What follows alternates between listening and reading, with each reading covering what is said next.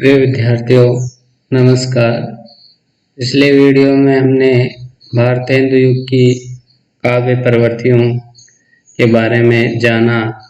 आज हम आधुनिक हिंदी कविता की द्वितीय काव्य धारा द्विवेदी युग की काव्य प्रवृत्तियों के बारे में जानकारी प्राप्त करेंगे। आधुनिक हिंदी कविता के द्वितीय दौर या पड़ाव को जागरण सुधार काल या द्विवेदी युग के नाम से जाना जाता है। यह काल जो है पुनर्जागरण के पश्चात भारतेंदु युग में प्रसूत आधुनिक कविता के विकास एवं उत्थान का काल है। भारतेंदु युग में आधुनिक कविता में जिन नवीन प्रवृत्तियों का उदय होता है वह इस काल में पल्लवित, परिवर्धित एवं परिष्कृत होती है और इसकी समय सीमा जो है वह 1900 से 1918 ईस्वी तक निर्धारित की गई है। कुछ विद्वान 1900 से 1920 ईस्वी तक इसकी समय सीमा मानते हैं। 20वीं शताब्दी के प्रारंभ में आचार्य महावीर प्रसाद द्विवेदी और सरस्वती पत्रिका का सामयिक संयोगात्मक आविर्भाव आधुनिक हिंदी कविता में एक युग परिवर्तनकारी घटना सिद्ध होता है। महावीर प्रसाद द्विवेदी जो है 1903 ईस्वी में सरस्वती पत्रिका के संपादक बनते हैं और सरस्वती पत्रिका के संपादन का कार्य संभालने के साथ ही द्विवेदी जी ने आधुनिक कविता को प्राचीनता से नवीनता की ओर उन्मुख किया। फलस्वरूप कविता जो है वह रीतिकालीन श्रृंगारिकता से राष्ट्रीयता की ओर, जड़ता से प्रगति की ओर, रूढ़ि से स्वच्छंदता की ओर मुड़ी। द्विवेदी जी ने आधुनिक हिंदी कविता के भाव पक्ष और कला पक्ष में नए आदर्शों की प्रतिष्ठा की और सरस्वती पत्रिका के माध्यम से भाषा, संस्कार और परिष्कार के साथ साथ साहित्यिक और सामाजिक सुधार का कार्य किया और इसी कारण इस काल को जो है जागरण सुधार काल भी कहा जाता है। पुनर्जागरण के बाद जो साहित्यिक और सामाजिक सुधार होता है वह इस काल में होता है और इसी कारण इस काल को जागरण सुधार काल का नाम दिया गया। और उन्होंने खड़ी बोली को परिष्कृत कर काव्य भाषा के सिंहासन पर आरूढ़ किया। ये जो कार्य है ये द्विवेदी जी के युग परिवर्तनकारी विराट व्यक्तित्व के बल पर ही हुआ और उनके इस ग्रही रचनाकार व्यक्तित्व से प्रेरित होकर के इस युग का जो उपग्रही कवि मंडल है वह उनके द्वारा प्रशस्त रचना मार्ग की परिक्रमा करने लगा। अर्थात उनके द्वारा बताए हुए मार्ग पर इस काल के कवियों ने काव्य रचना की और इसी कारण इस युग को आचार्य महावीर प्रसाद द्विवेदी जी के नाम पर द्विवेदी युग भी कहा जाता है। द्विवेदी युग के जो कवि है उनमें दो तरह के कवि हो सकते हैं, एक तो द्विवेदी मंडल के कवि और द्विवेदी मंडल के बाहर के कवि। द्विवेदी मंडल के कवियों से आश्रय जो द्विवेदी जी के महावीर प्रसाद द्विवेदी जी के प्रभाव में काव्य रचना कर रहे थे और इनमें महावीर प्रसाद द्विवेदी, मैथिली शरण गुप्त, अयोध्या सिंह उपाध्याय, हरिओ रामचरित उपाध्याय, लोचन प्रसाद पांडे आदि प्रमुख हैं। इसके बाहर जो है नाथुराम शर्मा शंकर है, गया प्रसाद शुक्ल स्नेही है, सत्यनारायण कवि रतन है और राम नरेश त्रिपाठी, ये सभी द्विवेदी युग के कवि हैं। अब हम द्विवेदी युग की काव्य प्रवृत्तियों के बारे में जानते हैं, बिंदुवार इनका अध्ययन करते हैं। काव्य के दो पक्ष होते हैं, भाव पक्ष और कला पक्ष। पहले भाव पक्ष की जो प्रवृत्तियां हैं, विशेषताएं हैं, वह देखते हैं। पहली प्रवृत्ति जो है वो है राष्ट्रीयता। भारतेंदु युग में आधुनिक कविता में राष्ट्रीय चेतना का जन्म होता है और भारतेंदु युग में जन्मी राष्ट्रीय चेतना इस युग में और भी अधिक प्रबल, प्रखर और मुखर हो जाती है।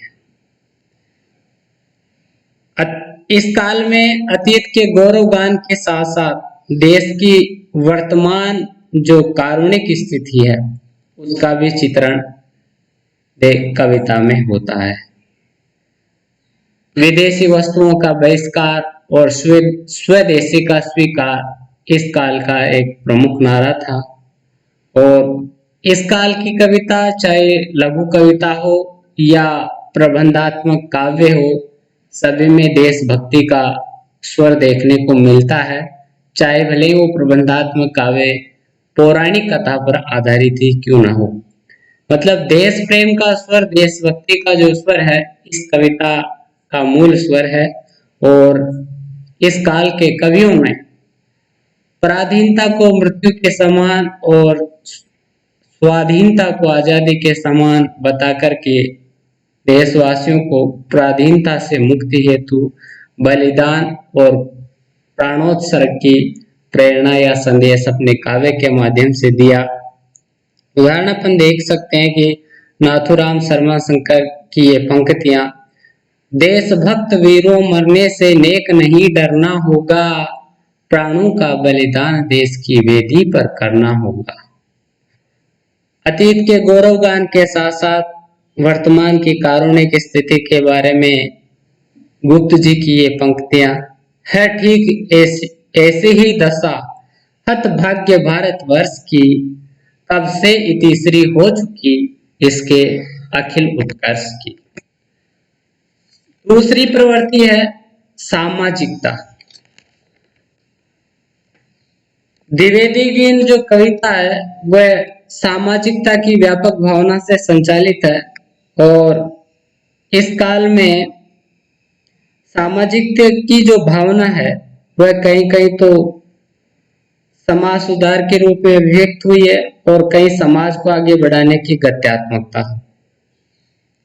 इस काल के कवियों ने तत्समय प्रचलित जाति पाति, छुआछूत, बाल विवाह, विधवा, दहेज प्रथा इन पर काव्य रचना की और एक तरह से इन्होंने उस समय के सामाजिक, धार्मिक और राजनीतिक जीवन में व्याप्त विसंगतियों, बुराइयों और कुप्रथाओं का चित्रण किया और उनकी सुधार की आवश्यकता की अभिव्यक्ति अपनी कविता में की है।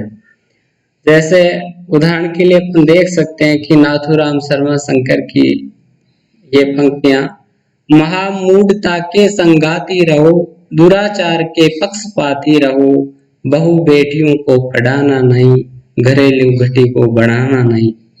मतलब इसमें स्त्री शिक्षा जो जिसके विरोध में तत्कालीन समाज था, स्त्रियों को शिक्षा नहीं दी जाती थी, स्त्रियों को घर की चार दीवारी तक रखा जाता था, उसके विरोध में नाथूराम शर्मा शंकर ने ये पंक्तियां लिखी है और स्त्री शिक्षा की आवश्यकता पर बल दिया है। इसी तरह गुप्त जी ने भी सड़ गल चुकी पुरानी परंपराओं को तोड़ करके समय के साथ नवीन परंपराओं को अपनाने की बात कही है इन पंक्तियों में कि सब अंग दूषित हो चुके हैं, जब शरीर समाज के संसार में कहला रहे हैं हम फकीर लकीर के, क्या बाप दादू के समय की रीतियां हम तोड़ दें, वे रुग्ण हो तो क्यों न हम भी स्वस्थ रहना छोड़ दें। तीसरी प्रवृत्ति मानी जा सकती है मानवतावाद। इस काल में कविता में सामान्य मनुष्य के सुख दुख का चित्रण होता है और फलस्वरूप जनवादी जो साहित्य है उसके संकेत इस काल में मिलने लगते हैं। पशुवत जीवन जीने वाले शोषित मनुष्य के प्रति इस काल के कविता में गहरी संवेदना अभिव्यक्त हुई है और साहित्य का जो सृजन और आदर्श की प्रतिष्ठापना है वो मनुष्य के महत्व की निमित्त इस काल में हुई। इस कारण इस काल के कवियों ने रामकृष्ण को जो है आदर्श समाज सुधारक और नेता के रूप में चित्रित किया है मैथिली शरण गुप्त के राम कहते हैं कि वो अवतारी राम नहीं है, बल्कि अपने कर्मों से इस धरती को स्वर्ग बनाने के लिए आए हैं। तो सामान्य मनुष्य के प्रति सहानुभूति का स्वर जो है इस काल की कविता में देखने को मिलता है। जैसे हरिओद की ये पंक्तियां, आंखें खोल कर देखिए आज जितनी जातियां हैं सिर धरी पेट में उनके पड़े, दिखलाए कि जातियां कितनी सिसकती या मरती। अर्थात समाज के शिखर पर जो भी लोग बैठे हुए हैं उन्होंने कितनी निम्न जातियों का शोषण किया है और ये उच्चता पाई है, ये उनके ऐश्वर्य वैभव से दिखाई देता है। तो इसमें जो शोषित पीड़ित निम्न जाति के लोग हैं उनके प्रति एक सहानुभूति का स्वर है। इसी तरह स्त्रियों को भी उनके उचित अधिकार नहीं मिले थे और बुद्ध जी ने इसलिए संदर्भ में लिखा है कि अबला जीवन हाय तुम्हारी यही कहानी, आंचल में है दूध और आंखों में पानी। भक्ति भावना, इस काल में भक्ति भावना का एक अलग स्वरूप देखने को मिलता है। मानवतावादी चेतना के प्रभाव स्वरूप इस काल की भक्ति भावना में पारलौकिक दृष्टिकोण के स्थान पर यही लौकिक दृष्टिकोण को महत्व मिला। फलस्वरूप जो है ईश्वर प्रेम वो मानव प्रेम में तब्दील हो गया और इस काल की कविता में मानव प्रेम से ही माधव प्रेम की व्यंजना की गई। नर सेवा ही नारायण सेवा है, ऐसा जो भाव है वो इस काल के काव्य में कविता में देखने को मिलता है और उसका कारण है कि इस काल में धर्म का स्वरूप जो है वो मानवतावादी चेतना से प्रभावित है। ठाकुर गोपाल शरण सिंह की ये काव्य पंक्तियां कि जग की सेवा करना ही बस है सब सारों का सार, विश्व प्रेम के बंधन ही में मुझको मिला मुक्ति का द्वार। ये इन पंक्तियों में ठाकुर गोपाल शरण सिंह जी कह रहे हैं कि संसार की सेवा, मनुष्य की सेवा करना ही सब धर्मों का सार है और यही मुक्ति का मार्ग है। हास्य व्यंग्य, भारतेंदु काल में जन्मे हास्य व्यंग्य की प्रवृत्ति इस काल में भी की कविता में भी दृष्टिगत होती है, यद्यपि उसका स्वर मर्यादित है और इस काल की कविता में भी तत्कालीन राजनीतिक, सामाजिक और धार्मिक विसंगतियों, कुरीतियों को, प्रथाओं, युवा वर्ग में फैशन प्रस्ती, अंग्रेजी शासन की कूटनीति और दमन नीति पर व्यंग्य देखने को मिलता है। एक बार लॉर्ड कर्जन ने भारतीयों को झूठा कहा था और उस पर व्यंग्य कसने के लिए बाल मुकुंद गुप्त जो है उन्होंने ये पंक्तियां लिखी थी कि हमसे सच की सुनो कहानी जिससे मरे झूठ की नानी, सच है सभ्य देश की चीज तुमको उसकी कहाँ तमीज, औरों को झूठा बतलाना अपने सच की डींग उड़ाना, यही पक्का सच्चापन है सच कहना तो कच्चापन।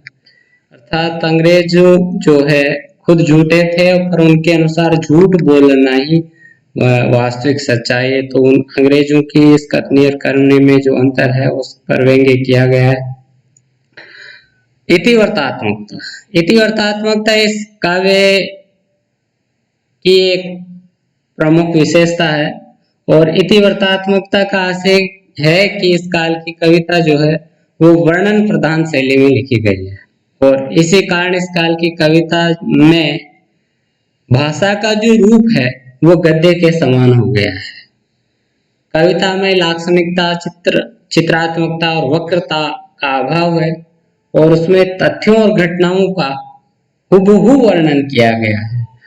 आचार्य शुक्ल ने द्विवेदी की कविता पर टिप्पणी करते हुए लिखा भी था कि उनका जोर बराबर इस बात पर रहता था कि कविता बोलचाल की भाषा में होनी चाहिए और परिणाम ये हुआ कि उनकी भाषा जो है वो बहुत अधिक गद्यमय हो गई। उनकी अधिकतर कविताएं इतिवृत्तात्मक हुई। उनमें वो लाक्षणिकता व चित्रमयी भावना और वक्रता बहुत कम आ पाई, जो रस संचार की गति को तीव्र और मन को आकर्षित करती है। ये आचार्य शुक्ल जी का निष्कर्ष है इस काल की तीव्रतात्मकता के बारे में। इस काल की कविता में यथा सर्वथा तथैव जैसे शब्दों के प्रयोग जो है भाषा को गद्य का रूप प्रदान करते हैं, और पंक्तियों के अंत में भी था ऐसे शब्दों का प्रयोग होता है जो इस काल की इतिवृत्तात्मकता को दर्शाता है। जैसे क्षत्रियो सुनो अब तो कुयस की कालिमा को मेट दो, निज देश को जीवन सहित तन मन तथा धन भेंट दो, वेद ने तू भी भले बनी, पाए मैंने आज तुझे में अपनी चाह घनी। नीति और आदर्श द्विवेदी काव्य आदर्शवादी और नीतिपरक काव्य। द्विवेदी जी कविता के माध्यम से नैतिकता का प्रचार और आदर्शों की प्रतिष्ठा करना चाहते थे, और इसी कारण इस काल के कविता का उद्देश्य केवल मनोरंजन नहीं था, उसमें एक सत्य आदर्श का उपदेश देना था। जैसे गुप्त जी ने लिखा है कि केवल मनोरंजन न कवि का कर्म होना चाहिए, उसमें उचित उपदेश का मर्म भी होना चाहिए। क्यों आज रामचरितमानस सब कहीं सम्मान्य है, सत्काव्य युक्त उसमें आदर्श का प्राधान्य है। और नीति संगत नीति परक जो काव्य है वो इस काल में रचा गया रामचरित जो है कवि उनके द्वारा नीति के से युक्त काव्य पंक्तियां लिखी गई। जैसे अति खल की संगति करने से जग में मान नहीं रहता है, लोहे के संग पड़ने से घन की मार अनल सहता है। और उसमें ये बताया गया है कि दुष्ट की संगति करने से संसार में प्रतिष्ठा नहीं रहती है, जैसे लोहे के साथ पड़ने से जो है घन की मार वो अग्नि भी सहन करती है। घन यानी हथौड़ा। काव्य विषय का विस्तार। रीतिकालीन परंपरागत सारंगारिक विषयों को छोड़कर इस काल में कविता जो है वो जीवन जगत संबंधी विविध विषयों को पर लिखी जाती है, और इस कारण काव्य विषय का जो है इस काल में विस्तार होता है। द्विवेदी युग ने कविता के विषय में लिखा भी था कि यमुना के किनारे केली कोतवाल का अद्भुत वर्णन बहुत हो चुका है, न परकियों पर प्रबंध लिखने की अब कोई आवश्यकता है और न स्वकियाओं के गतागत की पहले बुझाने की। कविता के विषय क्या हो सकते हैं इसके संबंध में उन्होंने लिखा कि चींटी से लेकर हाथी पर्यंत पशु, भिक्षुक से लेकर राजा पर्यंत मनुष्य, बिंदु से लेकर समुद्र पर्यंत जल, अनंत आकाश, अनंत पृथ्वी, अनंत पर्वत, सभी पर कविता हो सकती है। और इसका प्रभाव देखने को मिलता है कि इस काल की कविताओं के जो विषय है वो परोपकार, कर्षक, मेहंदी, नेकटाई, कुलीनता, पौरुष, कलियुगी शादी आदि, कलियुगी साधु आदि भी देखने को मिलते हैं। अब हम कला पक्ष की बात करें तो सबसे पहले भाषा। मध्यकालीन साहित्य में मध्यकाल में ब्रज भाषा काव्य कविता के भाषा के रूप में सिंहासनारूढ़ रही, और भारतेंदु युग में ब्रज भाषा गद्य की भाषा बन गई। द्विवेदी युग में ब्रज भाषा के स्थान पर खड़ी बोली को काव्य भाषा के रूप में प्रतिष्ठा मिली, और इसमें महत्वपूर्ण योगदान आचार्य महावीर प्रसाद द्विवेदी जी ने दिया। उन्होंने खड़ी बोली को परिष्कृत कर व्याकरण सम्मत बनाया और उसे काव्य भाषा का दर्जा दिलाया। डॉक्टर नगेंद्र ने लिखा है कि जयद्रथ वध की प्रसिद्धि ने ब्रज भाषा के मोह का वध कर दिया, और भारत भारती की लोकप्रियता खड़ी बोली की विजय भारती सिद्ध हुई। अर्थात इसके बाद से खड़ी बोली ही कविता की भाषा बन गई। काव्य रूपों की बात करें तो इस काल में काव्य रूपों में विविधता दृष्टिगत होती है। प्रबंध और मुक्तक दोनों प्रकार के काव्य लिखे गए। प्रबंध में भी महाकाव्य और खंड काव्यों दोनों की रचना हुई। जैसे प्रिय प्रवास है, साकेत है, चिंतामणि है, ये सभी महाकाव्य है। जयद्रथ वध, किसान, प्रेम पथिक, मिलन, खंड काव्य लिखे गए। प्रगीत शैली का भी इस काल में प्रचुर प्रयोग हुआ। छंदों की दृष्टि से भी इस कविता में बदलाव आया और दोहार, कवित, सवैया तक ही कविगण सीमित नहीं रहे और उन्होंने रोला, गीतिका, हरि गीतिका, लावनी आदि छंदों का भी कुशलता से खड़ी बोली में व्यवहार किया। खड़ी बोली के संदर्भ में पहले ये शंका थी कि उसमें छंदों की रचना हो पाएगी नहीं, ब्रज भाषा के छंदों की रचना हो पाएगी या नहीं, लेकिन ये शंका इस काल में निर्मूल सिद्ध हो गई। श्रीधर फाटक ने लावनी और उर्दू के बैर छंद का भी प्रयोग किया। अलंकारों की बात करें तो अलंकारों का सहज स्वाभाविक प्रयोग इस काल के कवियों ने किया है। उपमा, रूपक, उत्प्रेक्षा, प्रस्तुत विधान का सुंदरता से प्रयोग हुआ है और इस प्रकार हम कह सकते हैं कि द्विवेदीगीन जो काव्य है वो राष्ट्रीय जागरण, साहित्यिक सामाजिक सुधार व उत्थान व भाषा संस्कृति की दृष्टि से आधुनिक कविता में एक महत्वपूर्ण स्थान रखता है। धन्यवाद।